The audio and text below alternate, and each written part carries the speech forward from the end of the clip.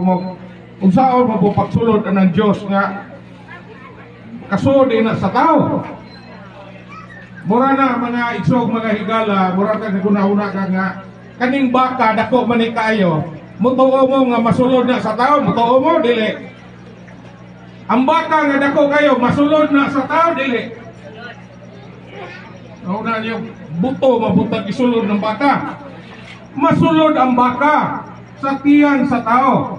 Kung sa may pagi, muagi siya proseso.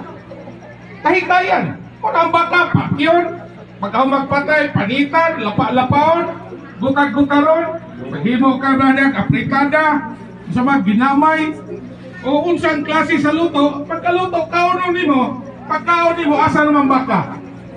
Ana sa tiyan. Ang atong Diyos, giingon sa unang Timoteo, Kapitulo 6, nagpuyo siya sa kahayag nga dili maduol.